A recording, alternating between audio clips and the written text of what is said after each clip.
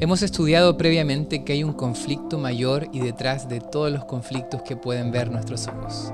Esta semana vamos a estar estudiando esto a la luz de la Biblia y a la luz de la historia de Josué. Quédate con nosotros, bienvenidos a Comunidad en Estudio.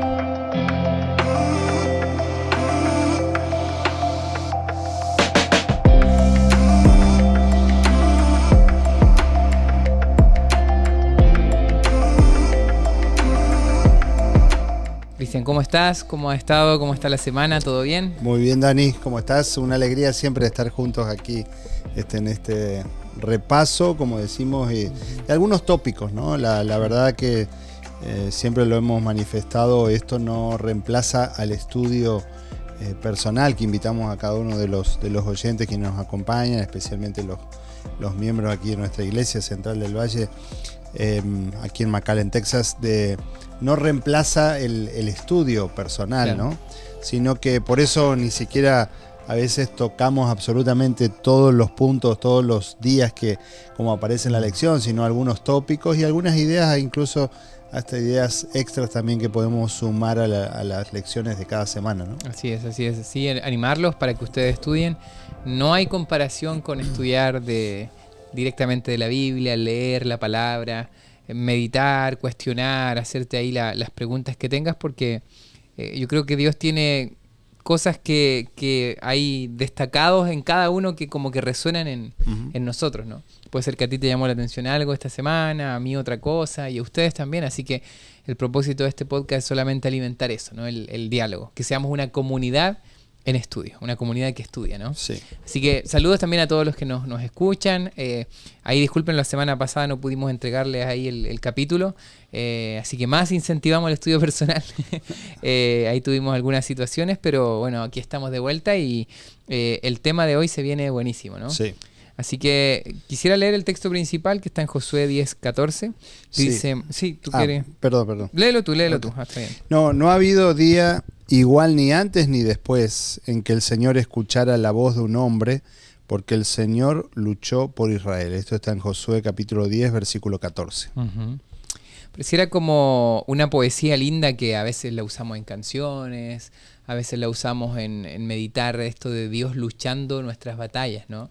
Una metáfora bonita, pero a la vez puede traer también, cuando miramos el Antiguo Testamento, muchos cuestionamientos, ¿no? De hecho, muchos de los amigos que han dejado de creer en la Biblia, personas que han cuestionado el Dios de la Biblia, es precisamente por esto, o sea, cómo entender a un Dios de amor que está detrás de conflictos bélicos, ¿no? en el Antiguo Testamento.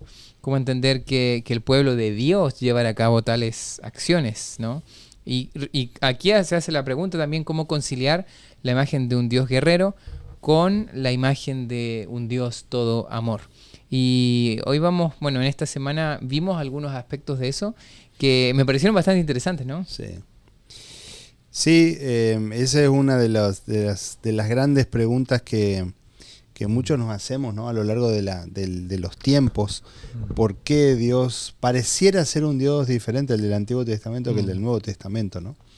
Encontramos en el Nuevo Testamento un Jesús pacificador, que cuando incluso algunos de los discípulos que pertenecían así como grupos sectarios dentro del judaísmo, grupos que eran ciertamente belicosos, ¿no? Como los celotes, Jesús siempre trataba de pacificar, ¿no? De detenerlo, ¿no? Cuando Pedro saca la espada y le corta la oreja, le hace guardar la espada y le restaura otra vez la oreja, ¿no? De Malco allí. Entonces, pareciera ser un Dios diferente del Nuevo Testamento y del Antiguo Testamento, ¿no? Claro, nosotros tenemos que entender la palabra de Dios, la Biblia, a la luz de lo que eran los tiempos y lo que era la cultura. Era una cultura de guerra, ¿no? Hoy en día, a partir ya del primer siglo para este tiempo, los tiempos fueron cambiando y más hoy todavía, ¿no? A pesar de que todavía seguimos viviendo algunos tiempos de guerra, bueno, el mundo se vio conmovido estas últimas semanas por el cese de algunas batallas, unas guerras allí en Israel, ¿no? Que dejaron tantas personas muertas, heridas, sin sus hogares, niños y tanto caos que se vio, que pudimos ver en las imágenes, ¿no? Entonces, Pero uno dice, a pesar de eso, sigue habiendo guerra, ¿no? Ahora, entender lo que era la cultura de ese tiempo y entender lo que cada una de esas batallas estaba representando también. Claro. ¿Sí? Porque así como siempre decimos que no hay ninguna historia en la Biblia, en la palabra de Dios, que no tenga una connotación Más allá. de un significado más allá, como tú dices, del hecho en sí. Todo, Sí. absolutamente todas las historias, aún esas cosas, aún esas batallas también. El pueblo de Israel, por ejemplo, lo vemos aquí entrando en la tierra prometida y ganando una batalla. Eso tiene que ver con la gran batalla cósmica que se librará y cómo el bien triunfará sobre el mal, y entonces tiene que ver aún con una escena de juicio final. ¿Sí? Entonces uno tiene que ir entendiendo todas esas cosas y de qué manera Dios gráficamente quería dejar un mensaje para que desde lo conocido para los seres humanos nosotros podamos ir a comprender lo desconocido que Él quería transmitirnos, ¿no? Correcto, sí. Y eso es lo que vamos a estar estudiando. De hecho, podemos ir de lleno al día domingo, donde se habla acerca de este personaje misterioso, ¿no? Ajá. Este comandante de los ejércitos del Señor, que vemos que al fin y al cabo muchos comentaristas ahí dicen que era el mismo Jesús antes de la encarnación, ¿no? De hecho, el mismo Josué lo adora, se habla de que estaba pisando Tierra Santa, muy parecido al lenguaje de Moisés. De ¿no? Moisés su en llamado. la zarza, ¿no? Así es, ¿no? Así, entonces creemos que Josué se encontró con este ser divino, ¿no? Pero me llama la atención que lo reconoce como un comandante del ejército, ¿no? Y ahí me gustó cómo se hace esta comparación de que Josué de alguna manera entiende de que este comandante no es simplemente aquel que va a liderar la guerra física que Israel estaba por enfrentar, sino que este comandante era aquel que libraba las guerras espirituales también. O sea, era un conflicto mucho más allá, es el nombre de esta lección, que siempre hay un conflicto más allá de lo que nosotros podemos ver, ¿no? Y eso me llama la atención, y tú estabas hablando ahí de ese no categórico, ¿no? que da este ser divino. Me encantó eso, me encantó esa parte, ¿no? Allí, identidad. capítulo 5 de Josué, versículo 13 y 14, estando Josué cerca de Jericó, alzó sus ojos, ¿no? El primer detalle de este incidente allí de Josué capítulo 5, versículo 13, dice que Josué alzó los ojos, ¿no?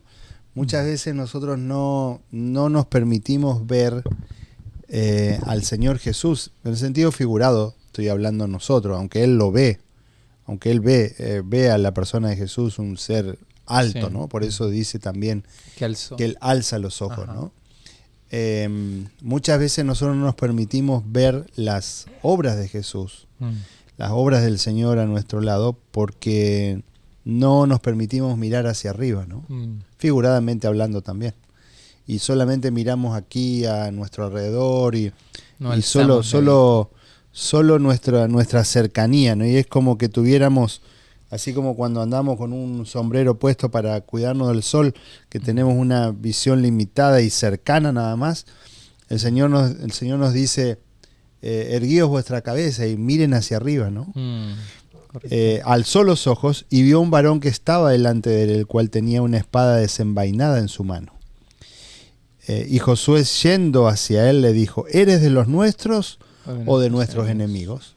Identifícate, ¿no? ¿Tú estás con nosotros o eres contra nosotros? Claro. Y yo te decía antes de iniciar la grabación esta aquí, que me llama la atención ese rotundo no, que es Jesús, ¿no? Porque ya vamos a ver que indefectiblemente es Jesús el que se presenta delante de Josué. Y él le responde, no, mas como príncipe del ejército de Jehová he venido ahora. Entonces Josué, postrándose sobre su rostro en tierra, le adoró y le dijo, ¿qué dice mi señor a su siervo? Entonces aquí viene el siguiente mensaje. Ese rotundo no es... ¿Por qué? Porque Josué le estaba preguntando, ¿tú estás de nuestro lado o estás en contra de nosotros? ¿No? Claro. Y Jesucristo le está respondiendo no. ¿Por qué? Primero porque no estaba en contra de él. O sea, no estaba del lado del ejército contrario. Pero tampoco estaba del lado de su ejército. ¿Por qué? Porque nosotros muchas veces queremos traer o bajar de alguna manera a Jesucristo aquí a nuestro lado para que Él esté de nuestro lado, para que Él obre, para que Él actúe. Y en vez de que el Señor Jesucristo se ponga a nuestro lado, nosotros nos tenemos que poner del lado del Señor Jesús. Claro. Que es algo pareciera similar, pero es sumamente diferente, Sí, ¿no? sí, sí, sí. No que el Señor Jesús ponerlo de nuestro lado, sino que nosotros ponernos del lado del Señor Jesús. Por eso ese rotundo no que Jesús le está diciendo, yo no estoy ni en contra tuyo, ni tampoco estoy de tu lado. Tú te tienes que poner de mi lado. Tu ejército, Israel, se tiene que poner de mi lado. ¿Por qué? Porque entonces aquí no solamente es el hecho de que Israel tenía que encolumnarse detrás del Señor, que iba a ir delante de ellos, sino que también de alguna manera Jesús le está diciendo, mira, la batalla que nosotros vamos a librar no es solamente esta batalla aquí contra Jericó.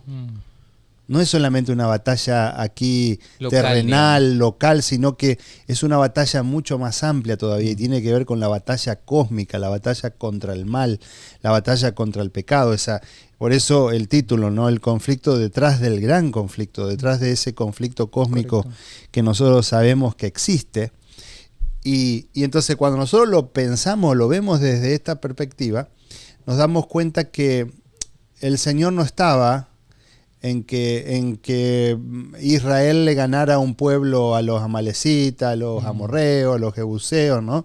Allí que eran o a Egipto como lo había hecho en el pasado también, sino que el Señor quería que ellos pudieran comprender que había una batalla mucho más grande y que ellos tenían que columnarse detrás del ejército del Señor Jesús.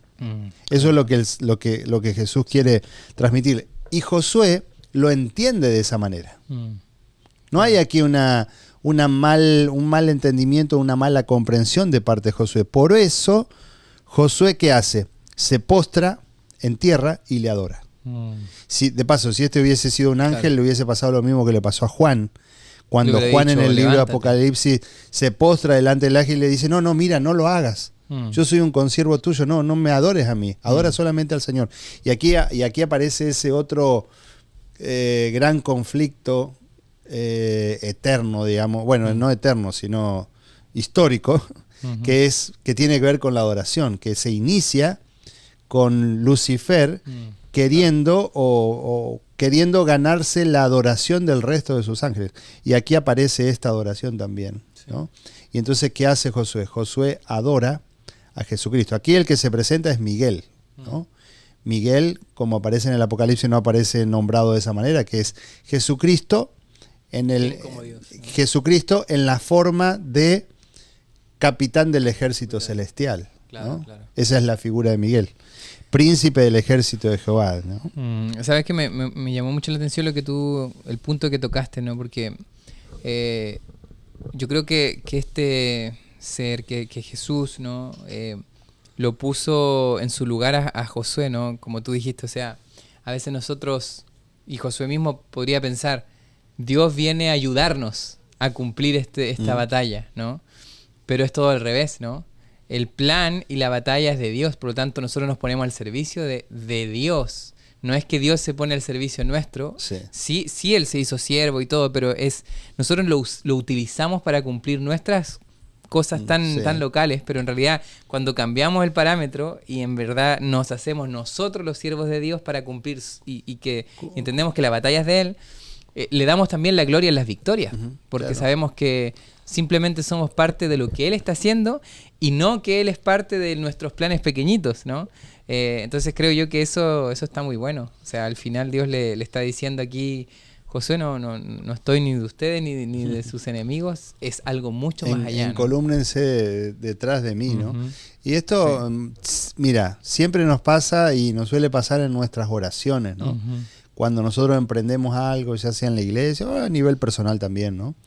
Iniciamos un plan en la iglesia y decimos, Señor, ayúdanos a ver, el Señor va adelante y nosotros somos los que debiéramos plegarnos o ir detrás de eso. Y a veces nosotros queremos ir por delante y de alguna manera pedir que el Señor sea nuestro soporte, nuestro sostén, ¿no? Y ese es el gran problema. Y es como tú decías, Dani, es de acuerdo a la visión que uno tenga ante esas cosas, ¿no? Sí, correcto. Yo decía, creo que en un sermón lo dije, hay dos maneras de vivir y no hay un punto medio. O tú usas a Dios para cumplir tus planes, o Dios te usa a ti para cumplir sus planes, ¿no? Uh-huh. Y ahí cambia la vida completamente, cuando tú realmente ya no pones a Dios como un comodín, como un facilitador de tus sueños, sí, sino que tú entras en los sueños de Dios. Sí. Y eso no tiene comparación, ¿no? Mira, creo que el siguiente punto que podemos aquí tocar es el tema de las guerras, ¿no? De la batalla. Ya vimos que aquí había una batalla mucho mayor, pero quería que pudiéramos hablar un poquito de esta batalla cósmica, ¿no? Tú hablaste ahí de Miguel, ¿no? De hecho, Apocalipsis 12, 7 al 9, el día lunes está ese texto, ¿no? Cuando dice: hubo una gran batalla en el cielo, Miguel y sus ángeles luchaban contra el dragón, y luchaban el dragón y sus ángeles, ¿no? ¿Cómo podemos entender esta batalla en el cielo? Y de hecho, después aquí nos presenta los textos de Isaías, Ezequiel, donde se presenta que algunos lo aplican a Tiro, ¿no? Pero que de alguna u otra manera podemos aplicar su sentido espiritual profundo de este ser, este ángel de luz, que era muy importante y que se halló maldad en él, y que entendemos que es la personificación de todo el mal, que es Satanás, ¿no? ¿Cómo podemos entender este conflicto y cómo podemos acercarnos un poco? Porque a mí me choca esto de que guerra en los cielos, ¿no? Conflicto en los cielos, ¿no? Sí. Vemos conflicto aquí, pero Dios luchando, Dios peleando. ¿Cómo pelea Dios? ¿Cómo batalla Él, ¿no? Y creo que es algo para pensar, porque el otro día estaba escuchando ahí unas reflexiones que hablaban de que decía que Dios no lucha con las herramientas del mal, ¿no? O sea, Dios no puede batallar el mal con mal. Dios no puede la violencia destruirla con más violencia. Él siempre va a batallar con otras armas, ¿no? Que tienen que ver con su carácter de amor. Entonces, ¿cómo podemos entender esta batalla? ¿Cómo es que Dios batalla? ¿Cuál es su arma? Claro. ¿No? ¿Será que Él...? Porque si uno lo mira así literalmente, uno se va a imaginar que hay espada en los cielos y están luchando y hay violencia. Pero ¿cómo lo entendemos? ¿Cómo lo podemos entender? Bueno, si vamos al hecho, pareciera que por lo menos Josué ve allí que este príncipe del ejército de Dios, de Jehová, que es Jesús, tiene una espada desenvainada en su mano. Algunos comentadores bíblicos dicen que tal vez no era una espada como tal, pero era lo que él conocía, o lo que se aproximaba más a una espada, podría ser. Pero más allá de eso, nosotros sabemos que esa batalla cósmica no solo se erige de alguna manera entre dos fuerzas que batallan como un ejército como nosotros conocemos ahora. Y muchas veces cuando vemos en las imágenes así, en las fotos o en los dibujos que se hacen, se lo presenta a Jesús con una espada y todo un ejército atrás y Satanás por otro lado con otro ejército detrás. Y la batalla es más allá de eso, ¿no? Tanto la batalla en el cielo, ¿sí? Que tenía que ver con la adoración, tenía que ver con las ideas propiamente. Y no una batalla física de cuerpo a cuerpo, ¿no? Y por otro lado, la batalla que se erige también en nuestra mente, porque la batalla por cósmica, ganar el corazón del hombre. Sí, igual. La batalla cósmica, universal, el cielo allá, y que ya no se halló ya lugar para ellos, porque ellos fueron derrotados. ¿Por qué? Porque fueron una minoría que siguió a Satanás. Entonces, por eso se dio la derrota de Satanás. No porque ellos hayan sido destruidos, porque ninguno murió, ninguno muere. Claro. ¿Sí? Siguen claro. Viviendo. Esos claro. Ángeles que decidieron seguir a Satanás, o Lucifer y luego Satanás, no murieron, solamente fueron desplazados, fueron quitados del cielo. Que Dios podría haberlos destruido, ¿no? Podría haberlo aniquilado en ese momento si hubiese sido una batalla física, ¿no? Claro. ¿Por qué? Porque tenía que ver con una batalla de las ideas y de los corazones de ellos, diciendo qué era lo que ellos estaban aceptando como tal. Y esa batalla se libra en nuestros corazones, en nuestra mente, ¿no? En realidad, en este tiempo también, donde nosotros escuchamos la voz del enemigo y escuchamos la voz del Espíritu Santo también, que nos induce a hacer lo bueno y el enemigo a hacer lo malo, ¿no? Y lo que no tenemos que olvidar también es que esta batalla, el golpe definitivo lo dio la muerte y resurrección de Jesús, ¿no? O sea, esta es una batalla ya ganada, ¿no? Uh-huh. Eso creo que no se nos tiene que olvidar. Si bien es cierto, hay conflictos, vemos el mundo, vemos cómo hay guerras, y entre nosotros también, o sea, tanto en lo macro como en lo personal también hay batallas que, como tú decías, en nuestra mente, hay la salud mental hoy en día está muy complicada, muchos jóvenes, pero aún así yo creo que hay que recordar de que lo que Jesús hizo en la cruz, de conquistar, de pagar el precio y de resucitar, fue el golpe definitivo. Claro. O sea, bueno, un detalle aquí es que podemos decir nosotros, Satanás no tenía ningún problema contra nosotros, no tiene ningún problema contra nosotros. El problema lo tiene contra Jesús.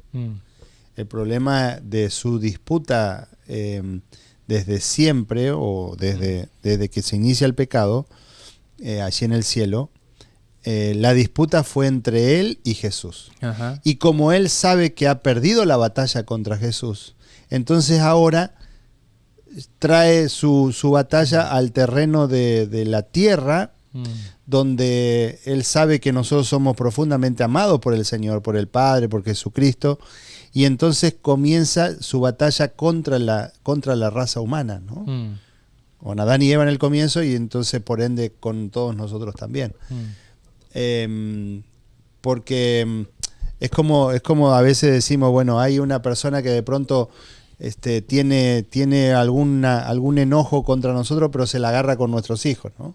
Y aquí pasa exactamente lo mismo. No tiene ningún problema con nuestros hijos, pero se la agarra con nosotros porque son nuestros hijos, nada más. Y entonces eso es lo que pasa con el enemigo. No tiene ningún problema contra la raza humana, pero como tiene problema con Jesucristo, por una cuestión de celo y por una cuestión de primar o la supremacía que él quiere tener para recibir la adoración, entonces se la termina agarrando con nosotros, claro, como seres humanos. Claro. Sabes que todo eso nos lleva a algo que está en martes y miércoles, ¿no? Que tenemos que recordarnos que, bueno, el Señor es un guerrero, ¿no? Es interesante eso. Y es lo mismo que yo te preguntaba. Yo creo que esta guerra espiritual, efectivamente Dios la batalla de otras maneras que nosotros a veces no comprendemos, ¿no? Y creo que también eso nos enseña a nosotros ahora también de cómo, o sea, nosotros no podemos vencer una batalla espiritual no con herramientas espirituales, ¿no?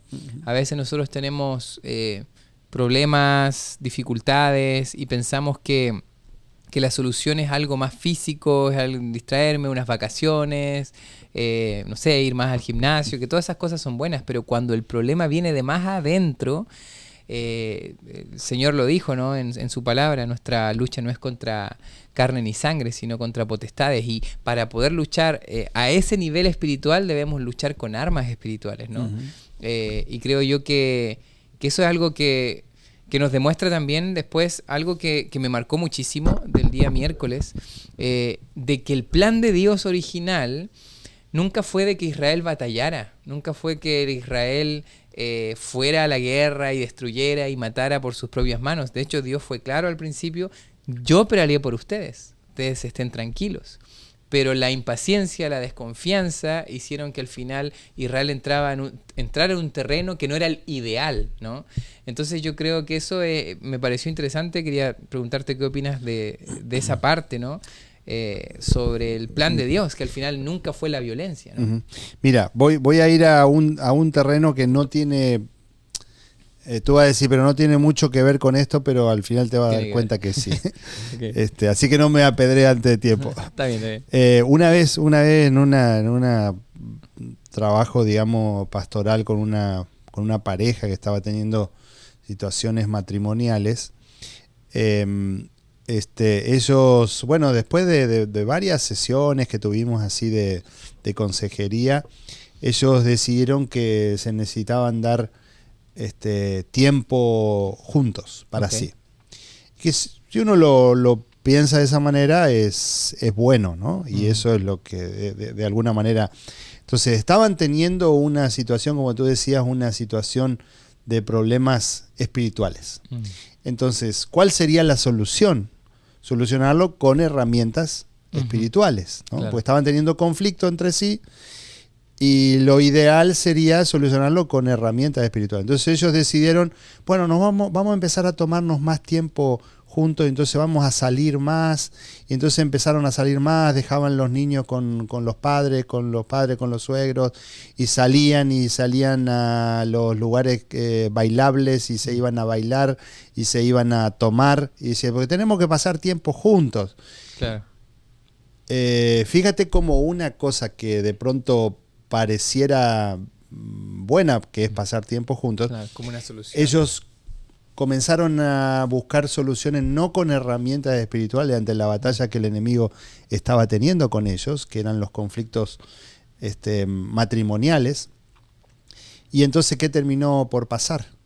Se hicieron ciertamente adictos al alcohol y después ya empezaron a navegar por terrenos inadecuados. No voy a dar muchos detalles, sí, ¿no? No es de acá, por la duda que algunos se pongan a pensar que era alguien de acá. No, esto pasó hace varios años, ¿no? Pero entonces, ¿qué sucedió? Que después de un tiempo empezaron cada uno a mirar hacia afuera porque iban a estos lugares bailables. Y claro, el hombre veía que las otras que bailaban allí eran mejores o estaban más lindas que su esposa, y las mujeres, los hombres que bailaban ahí estaban mejor y más lindos que su esposo. Se armó un lío ahí. Peor fue peor. ¿Por qué? Claro.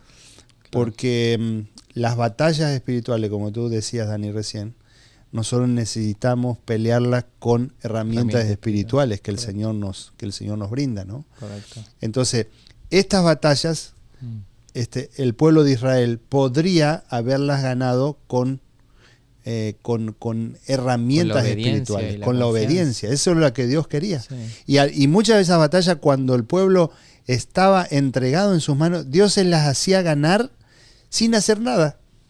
¿Sí? Y tenemos muchos ejemplos, ¿no? Ese momento cuando Moisés, allí en Refidim, repaso ahora cuando nosotros fuimos al viaje a Egipto, pasamos por ahí, por esa montaña, ¿no? Y el guía que nos estaba guiando decía, mire, esa montaña ahí es donde Moisés tuvo las manos levantadas también. Y bueno, entonces, eso eran esos momentos cuando nosotros decimos las batallas espirituales que tenemos contra el enemigo, debiéramos nosotros ganarlas con herramientas espirituales. Correcto. ¿Cómo? De rodillas, ¿cómo? Viniendo a la iglesia, ¿cómo? Estudiando la Biblia, ¿cómo? Teniendo un carácter y permitiendo que el Señor sea obre el que transforme nosotros, sí. Y el que obre en nosotros, ¿no? Sí, y dejando el orgullo atrás y pidiendo perdón, sí. y amando y sirviendo, ¿no? Todo lo que Jesús encarnó, creo yo que es clave, ¿no?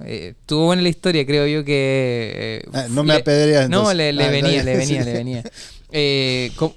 Como íbamos diciendo, al final es difícil mantenerse quietos cuando viene el enemigo, ¿no? Si lo trasladamos para nuestra vida, viene un problema, viene una situación, nosotros tendemos con este instinto de sobrevivencia a tratar de solucionarlo con nuestras propias fuerzas, ¿no?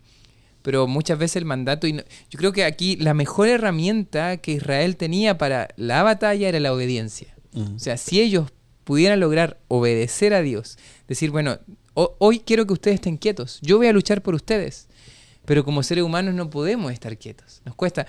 Yo creo que una de las grandes cosas que más les cuesta al ser humano es estar quietos, sí. Es parar, es observar a Dios, ¿no? Entonces creo yo que mientras más desarrollamos la obediencia a lo que Dios nos pide, por más ilógico que sea, porque a veces Dios nos pide cosas ilógicas, ¿no? Es como, ya, pero ¿cómo voy a quedarme quieto viendo un gran enemigo? Tengo que armar estrategia, tengo que armar un plan, y nos desesperamos, ¿no? Pero yo creo que la mejor arma que nosotros tenemos en contra del mal es la obediencia a Dios, ¿no? El Señor sabía que ellos corrían en desventaja porque no tenían entrenamiento bélico, militar, para lo que era lo que las naciones circunvecinas de aquel tiempo. No tenían las herramientas militares tampoco. Tenían unos palos, tenían unas boleadoras, unas Claro. ondas. Eso era lo que tenía. Por eso Moisés recibe este mensaje diciéndole: no teman, manténganse tranquilos. Verán la salvación que el Señor les dará hoy, porque esos egipcios que hoy ven, nunca más los verán, y el Señor peleará por ustedes, estén tranquilos, ¿no? Y el Señor lo hace de esa manera, ¿no? Ellos venían con ropa, ni siquiera ropa militar ni nada, y tenían que enfrentarse ahora contra el ejército más poderoso de ese tiempo. Que ellos lo conocían y sabían cómo peleaban y sabían cómo batallaban. Y Moisés le dice: no, quédense tranquilos, el Señor va a ganar la batalla por ustedes. Y ellos pudieron ver en aquel momento eso, ¿no? Y como tú decías al principio, en esa frase que siempre decimos, muy conocida, el Señor pelea nuestras batallas, ¿no? Así es. Solamente a veces necesitamos tener calma y no exasperarnos, y a veces los que tenemos así como cierta ansiedad de que las cosas se solucionen rápidamente, queremos solucionar las cosas por nuestra propia cuenta y a veces arruinamos más todo y empeoramos más las cosas, ¿no? Claro. Y después nos damos cuenta de decir: si me hubiese estado quieto, no hubiese dejado que el Señor obre, no hubiese arruinado las cosas como las arruiné, ¿no? Sí. Y cuando nosotros tomamos las cosas en nuestras manos, somos tan peligrosos, ¿no? De destruir, de dañar a personas, de embarrarla, ¿no? Como decimos. Sabes que la última parte habla de la segunda mejor opción, y aquí me gustaría meditar un poquito en esto, porque a veces nosotros no estamos ahí, ¿no? A veces no estamos en ese lugar donde confianza absoluta. Todos estamos en el camino, ¿no? Y de alguna manera, quizás así se puede entender un poquito mejor estas batallas que Israel tuvo que poco a poco ir librando, ir dándose cuenta que mientras más pequeños ellos se sentían, pero más confiaban en Dios, Dios obraba de mejor manera. Entonces, de alguna manera esto fue como una escuela para el pueblo de Israel. ¿Tuvieron que sufrir? Claro que sí, porque todavía no aprendían a confiar en Él. Tuvieron que batallar, tuvieron que perder hombres, tuvieron que ver violencia, pero poco a poco cada conflicto fue dándoles la certeza de que tenían un Dios que era más allá de lo que ellos podían pensar, ¿no? Aprender a confiar realmente en Él. Que podía un jovencito pequeño con una onda destruir a un gigante. Sí. Y creo yo que ese es un camino que todos estamos. Algunos quizás estamos un poquito más allá, en donde decimos: sí, yo he aprendido a confiar en Él, pero todos estamos en el camino, ¿no? Hoy día fuimos a visitar ahí a unas personas, ¿no?, de la iglesia, y al final, bueno, compartí esta canción, ¿no?, de que Dios está perfeccionando su obra en cada uno de nosotros, ¿no? Y yo creo que lo hizo con este pueblo, poco a poco, hasta encarnar a su mismo Hijo, ¿no?, y mostrarnos el camino verdadero. Y creo que lo está haciendo en cada uno de nosotros también, ¿no? Así es. En el libro de Éxodo, capítulo 17, ahí aparece la historia de esa historia que mencionaba recién, ahí cuando Moisés levantaba las manos, el pueblo de Israel iba ganando, a pesar de que no eran muchos, ¿sí? Eran, casi que podríamos decir, estaban en desventaja numérica. Y por otro lado, cuando Moisés levantaba la mano, el pueblo de Israel iba ganando, ¿no? Las manos de Moisés, dice el versículo 12, se cansaban, por lo que tomaron una piedra y la pusieron debajo de él y se sentó sobre ella, y Aarón y Hur sostenían sus manos, el uno de un lado y el otro de otro. Así hubo en sus manos firmeza hasta que se puso el sol. Y Josué deshizo a Amalec y a su pueblo al filo de espada, ¿no? Y después aparece en el libro de Josué, capítulo 6, versículo 15 al 20, la otra historia. Cuando los sacerdotes tocaban la séptima bocina, dijo Josué al pueblo: gritad, porque Jehová os ha entregado la ciudad, y será ciudad anatema Jehová con todas las cosas que están en ella. Solamente Rahab la ramera vivirá, con todos los que estén en casa, ¿no? Y entonces, cuando el pueblo gritó, dice el versículo 20, y los sacerdotes tocaron la bocina, y aconteció que cuando el pueblo hubo oído el sonido de la bocina, gritó un gran vocerío, y el pueblo subió luego a la ciudad, cada uno a su derecha, hacia adelante, y la tomaron, ¿no? El muro se derrumbó, dice el versículo 20, ¿no? Estas son las batallas que el Señor gana, que a veces son inconcebibles, Imposible. o sea, inexplicables. No las podemos entender, pero esos son los caminos del Señor, ¿no? Y hoy podríamos decir grandes batallas que nosotros de pronto podemos tener, y tal vez ya como para ir cerrando también, tal vez algunos de los que estamos aquí hoy hemos tomado un día para orar por aquellas personas que están con alguna situación migratoria, y uno dice, no, es imposible que mi caso sea revisado y sea encontrado positivo, ¿no? Solamente el Señor sabe. De Dios. Y a veces el Señor pelea en nuestras batallas y uno dice, qué extraño, esto en otro momento hubiese sido negativo, pero ahora el Señor lo torna en algo positivo. Y esas son las maneras como el Señor tiene de obrar, o ciertos problemas, ciertas enfermedades. Hace poco hablaba con un jovencito por el cual hemos estado orando como iglesia, Ronnie, y me decía, pastor, ya estoy libre del cáncer, ¿no? Y cuando él se había enfermado con solo 25, alrededor de 25 años, nosotros decíamos, ¿cómo un jovencito tan joven, ¿no? Claro. Pero el Señor va peleando esas batallas. O tal vez situaciones intrafamiliares, o tal vez matrimonios, como decía recién, que están pasando por conflictos. El Señor soluciona aquellos problemas a veces de una manera inentendible para nosotros. Nosotros no lo entendemos como tal, pero Él obra, y podemos decir como le dijo Moisés hacia el pueblo, ¿no? Quédense quietos, quédense tranquilos, y van a ver cómo el Señor los va a librar de esto, ¿no? Sí. Quedémonos tranquilos y confiemos plenamente que estamos puestos en sus manos. Y vamos a ver sus grandes milagros, ¿no? Dicen que Dios es experto en las cosas imposibles, ¿no? Así que te invitamos a tener fe en este Dios, que no importa lo grande que se vea tu batalla, no importa lo difícil que se vea tu situación, Él te invita a confiar en Él, ¿no? Si Dios nos daría siempre el resultado que nosotros queremos, sería un Dios que nosotros podemos controlar. Y yo creo que aquí tú y yo tenemos que abrirnos a ese Dios que sabe lo que es mejor para nosotros, ¿no? Que claro, Él puede solucionar tu problema así de un día para otro, y tocaste este ejemplo de Ronnie, ¿no? Pero quizás tú hoy estás batallando todavía en el medio de una enfermedad difícil que no se va, o alguna situación que tú has intentado que se mejore y no pasa nada. Que hoy puedas descansar, ¿no? Que hoy puedas usar tu mejor arma, que es aprender a confiar en Dios, aprender a obedecerle, ¿no? Y si logras aprender eso, puede ser que a la vuelta de la esquina se encuentre el milagro que hace mucho tiempo tú has estado esperando. Así que Dios te bendiga, gracias por escucharnos, y nos vemos la próxima semana. Un abrazo, bendiciones. Saludos para todos, bye bye. Chao, chao.